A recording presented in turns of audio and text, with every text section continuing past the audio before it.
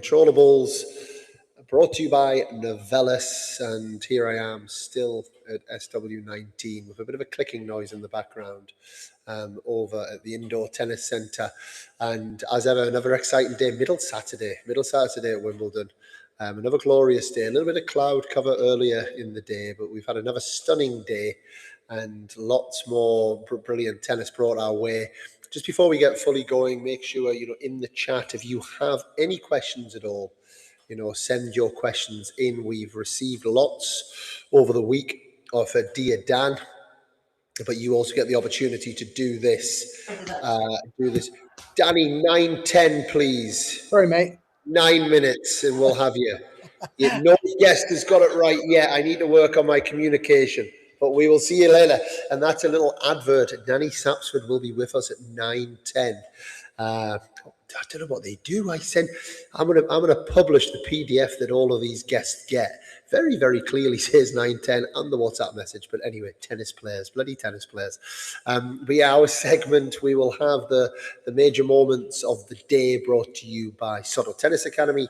We will have the tennis athlete player of the day, and then our Wimbledon stories. We've had these amazing guests that have got all of these special experiences that they've had at Wimbledon over the years, and today's is somebody who had this incredible run back in 1999.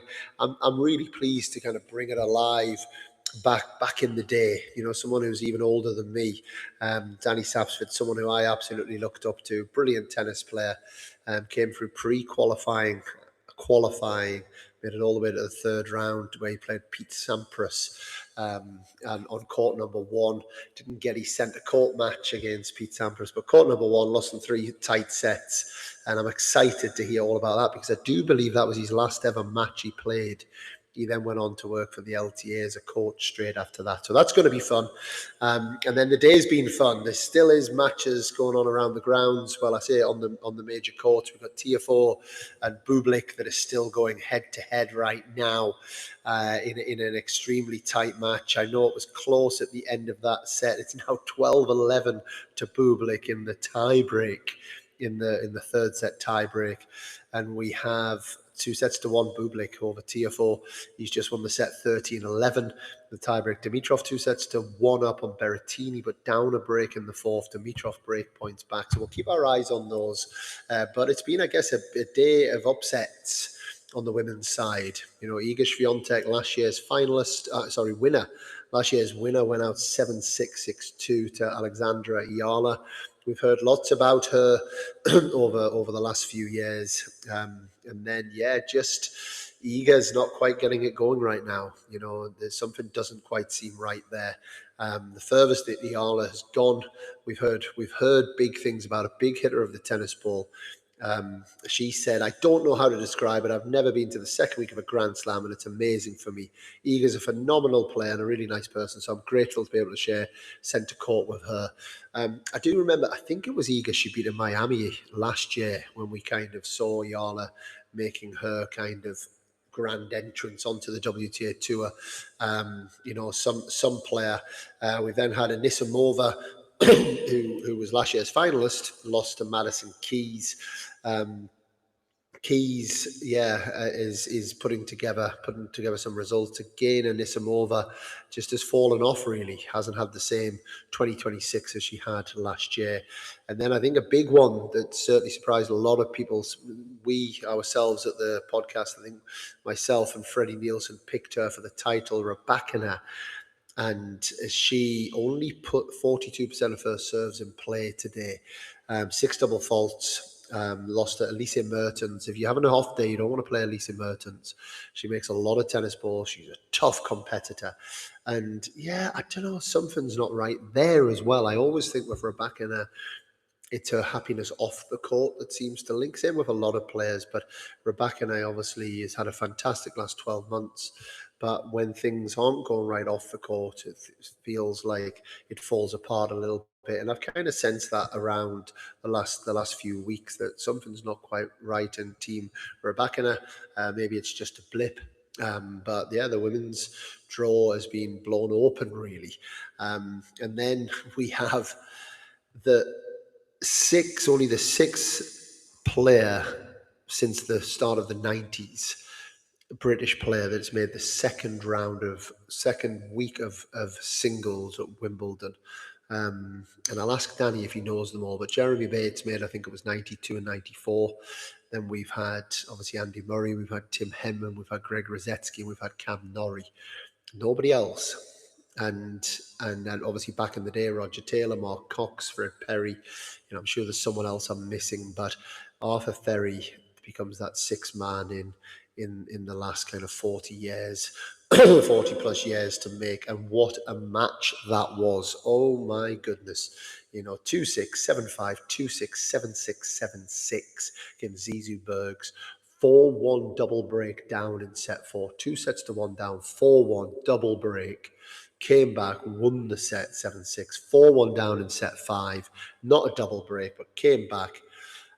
Absolutely incredible. One of my best friends in the world, Nathan Rooney, is his agent. We've just had some dinner with him and his lovely wife, Kath, and spoke to Arthur, and rightly so. They're all extremely happy. And he's just a great young man. He's been on the podcast before, and someone that you want to do well. Moves into the top 100 in the world, £300,000 richer, and then gets a chance to play. I tell you what, Berrettini or Dimitrov in the fourth round on Monday, and hey, we could have a British male in the quarterfinals. Let's see how that develops. And then on the double side, lots of matches on the double side today. Very close matches, and I need to give a shout out to John Julian Roger. I played Jules. Me and Johnny Murray played Julian Roger and Raven Clausen in Uzbekistan back in 2003, and that wasn't long before I retired after that.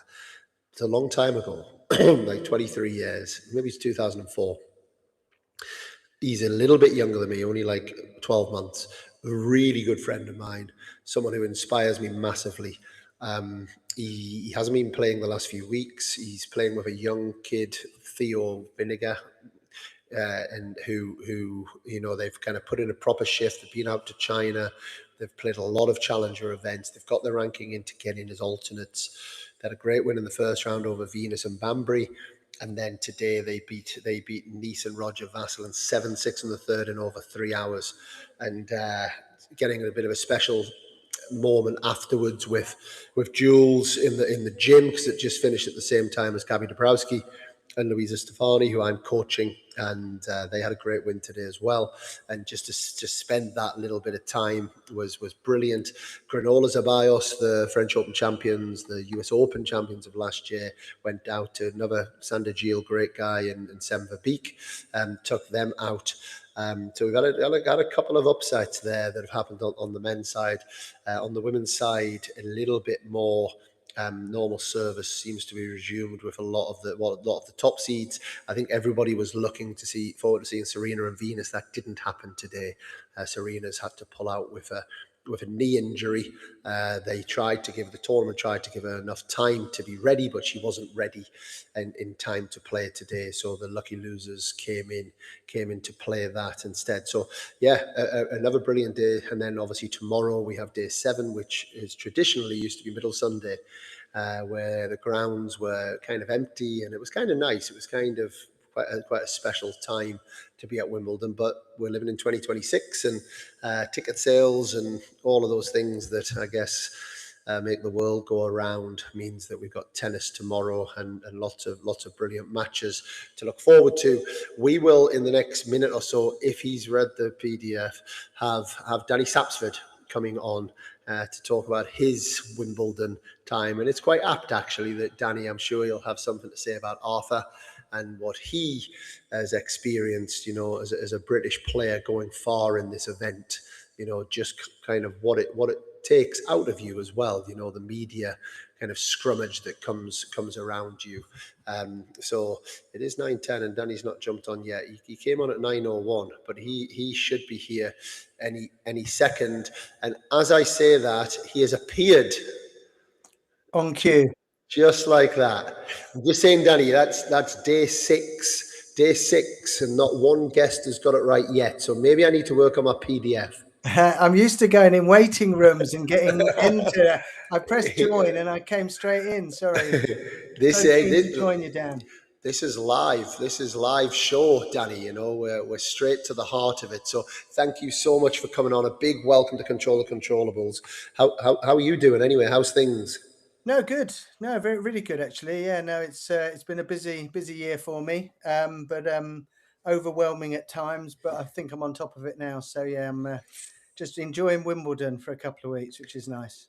And bringing you on a day 27 years on from your miraculous effort to then see a young Brit, Arthur Ferry, have a middle Saturday win, 5 sets, 7-6 in the fifth set, takes him into the top 100 in the world. We've just been talking about the sixth man in the last 45 years to make it to the second week of Wimbledon. How's he feeling tonight? Well, by the looks of things, I think he's going to be a bit tired. Playing 4.5 hours in this heat, third match in 5 days. It's pretty draining, but no, he's going to be feeling pretty happy, I think. And it's funny you mention that because he talked about the first, I think, what British wildcard to make the fourth round as well. I bumped into Andrew Foster today, who was the last guy to do it in 1993, and I've seen him probably once in the last 30 years, and I had a great 15 minutes with him, and he was a great friend of mine. He was my doubles partner, so it was lovely to catch up, and we were talking as Arthur Ferry was kind of equaling his record, which was brilliant. So did he make fourth round or third round? He made fourth round. He was the last guy in 1993. Andrew Foster. He lost to Sampras. Wow. So I've been given false information. We've been talking about it up in the Players Restaurant, and someone said there's only been 5. Arthur was the 5th. And we went through it. It was that what Jeremy's made fourth round. Yeah. Sure. Lights have just gone out where I am, in 92 and 94, I believe. Right.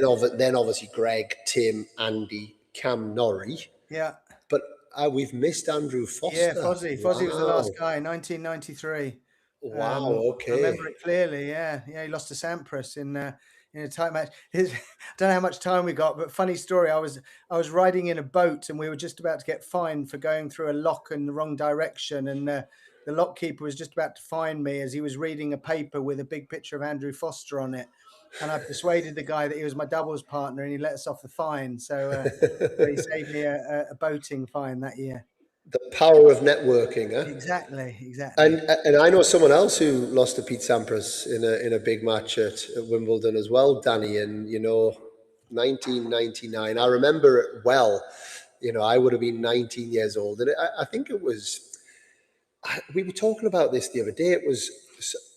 When a British player played, when Tim played, everyone stopped. When then Wilkes went on his runs, everyone seemed to stop, and then I was actually, I think I was in a pub in Edinburgh watching you. You know why I was in a pub in Edinburgh, age 19? I don't know. That probably didn't end well. At 2:00 in the afternoon as well. That didn't end well. But your run was just completely incredible, and you're going to take me through it. If I remember correctly, came through pre-qualies, into qualies, third round, Julian Alonso first round. I mean, these sound like nice grass court players to play. Julian Alonso and Gaulo Blanco sound like nice names on a grass court. Yeah. However, to then play Pete Sampras, which was then your last ever match, was my memory, because you went and worked with the LTA with the boys after that. Exactly. Yeah. No, it was a long story because my ranking was dropping. I was getting older, obviously. By the time Wimbledon came around, I was 30. So I knew it was going to be my last year on tour. I wanted to play through till Wimbledon. But I was speaking with the LTA about getting a job within the federation, working with kind of up and coming juniors. And Jeremy Bates was the head of men's tennis at that time. And he offered me the role. It was all confirmed. And I was to start on the middle Saturday of Wimbledon. When the junior event started, and this was all confirmed back in February, and I thought to myself, I'll just have a little run at Wimbledon and have a few days off before I start my new job. But unbeknown to me, like you said, I went through pre-qualifying, qualifying. I beat Peter Corder in qualifying that year as well, who'd won the Australian Open the year before. Oh, wow. So that was quite a good win. I think he had 9 months off through like a nandrolone doping thing. So he lost his ranking a little bit back in qualies, but managed to beat him. Beat Michael Joyce last round of qualies, 8-6 in the fifth, which was a good win. And like you say, a good draw. The first round especially was a good draw. I remember walking to the court and Julian Alonso turned to me and said, "I've got my flight booked at 6 o'clock tonight." And I didn't know whether he was playing mind games with me, because the Spaniards quite often turned up just to like take the prize money and go home. So I didn't know whether he was just trying to get inside my head or he genuinely had his flight booked. But luckily I got through that one. Galo Blanco was tough. He was a Spaniard. He's a serious player. He played all right. Yeah, no, like back in the day when the grass was a little bit softer and a little bit more unpredictable, the Spaniards struggled on the grass. Nowadays it's a lot harder and firmer, and they can play pretty comfortably on it. But back then it definitely favoured the Brits. But he was a decent player, so that was quite a good win for me, that one. And the one thing I remember about that run as well is I think I won 8 matches that year at Wimbledon, which was more than Sampras, who actually won the tournament. So that's my claim to fame, I think. And how much money did you make back then? 99. That's a good question. I think I made third round 26 grand, which in today's money is probably about 28 and a half. So not much, but we didn't used to play for the money, Dan. You know that. We used to play for the pride. And for the stories. Exactly. Was there any part of you that thought, ranking points? I know I think you were 5.95 going into Wimbledon, I believe. So I guess that would have bumped you up a fair bit. Did you mind at any point go, maybe it's not the time? No, definitely not. I think back then, like I said, I was 30 years old, and back then that was old. Like, because when you say that, Danny, I'm like 30. It's like getting started now. I know, but back then people were retiring like mid-20s, late 20s, and 30 was genuinely old. I think nowadays with the kind of improved medical teams and nutrition and hydration and all the prehab and the rehab, and everyone's kind of career is a bit more kind of prolonged now. But back then 30 was pretty old. I had no doubts I needed to stop. My body was broken, and I was kind of getting a bit fed up with all the traveling. I was looking forward to a career change into coaching. So no, it was definitely the right time for me. And Pistol Pete Sampras. I think a lot of the youngsters, obviously, they'll know Federer, they'll know Djokovic for being kind of the kings of Wimbledon. But certainly back in our day, he was the man, right? Sampras was the man. To talk us through that experience. No, it was good. The one thing I do remember, I'd been traveling by myself for a couple of years leading up to that. Didn't really have many traveling companions, and I wasn't the kind of most outgoing person, so I didn't really warm up for many matches because I was a little bit shy to ask people for hits. So for 2 years, I used to play without warming up. And that was the one match where I thought, oh my goodness, shall I go to Orangi and just hit a few balls before I step on court? And I was generally like double guessing myself, and decided to stick with what I knew best and didn't warm up. And I remember all the British press were kind of ringing in to me saying, well, when are you coming to Orangi to warm up? And I was saying, well, I'm not warming up. And they were all like flabbergasted, like, why aren't you warming up? That I remember that very, very clearly. And I remember the first point when he served, and I just felt like my split step was out of time. Like I was landing to push off, and the ball was hitting the backstop netting, and I was thinking, there's something wrong here. This guy's serving bigger than I've experienced before, and I need to sort this timing out very quickly. But no, he was good. I remember he served very well. Didn't have a break point the whole match. I think I had 15-30 at 5-4 in the third.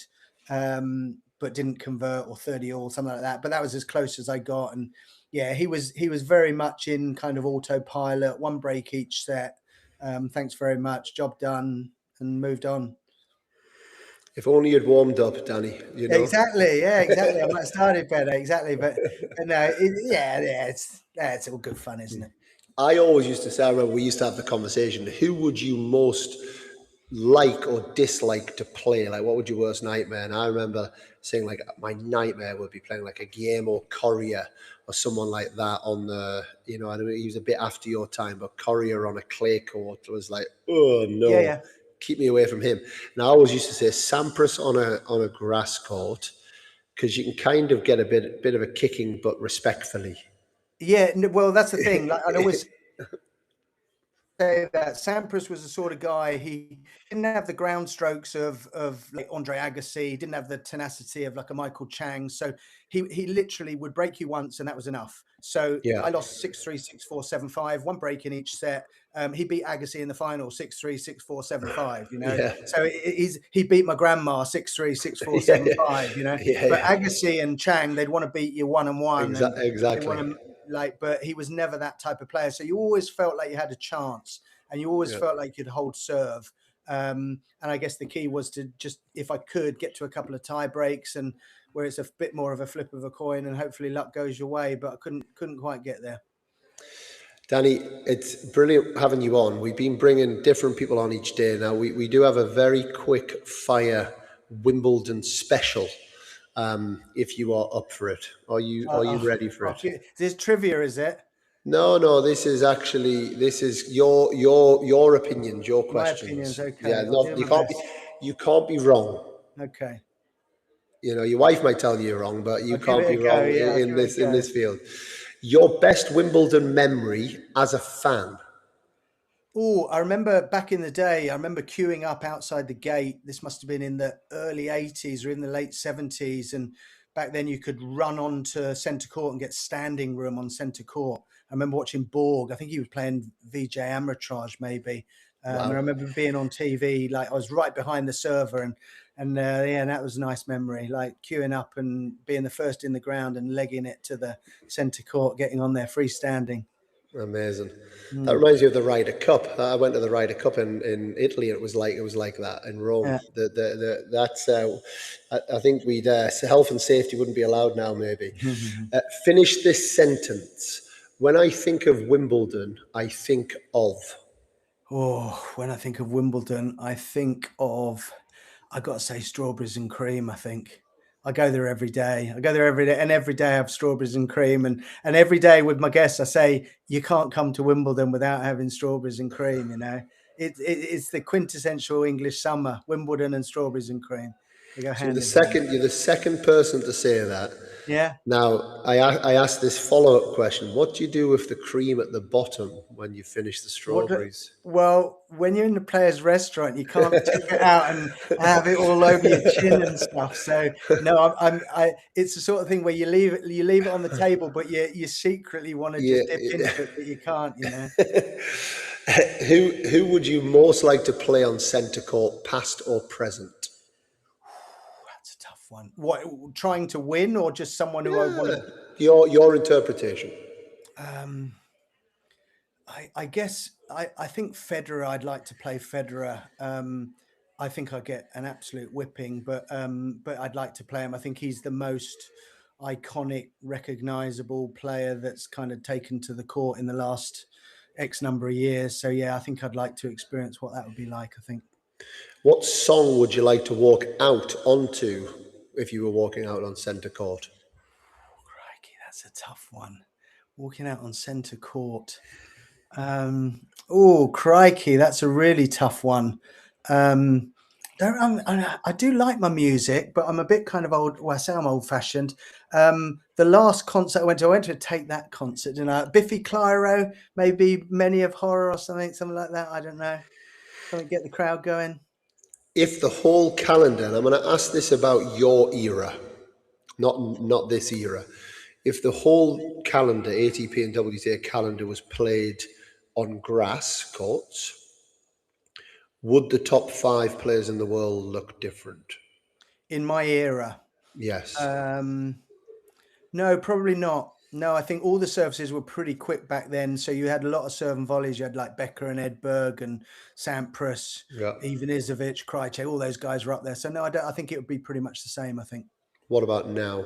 Nowadays, probably would be different. Yeah. I think the style of play would be different as well, slightly, wouldn't it? I think everything's got a little bit one dimensional now. It's a little bit, frustrating going to Wimbledon and just seeing everyone serve and hit big forehands, and no one really wants to come to the net and put I some much pressure prefer on you. seeing us all shanking balls around a Yeah, bit. Do you know what I exactly, mean? exactly. And then looking at the court like it's too bumpy and stuff. Yeah, It's way too clean. It's way too clean nowadays, isn't it? exactly, exactly.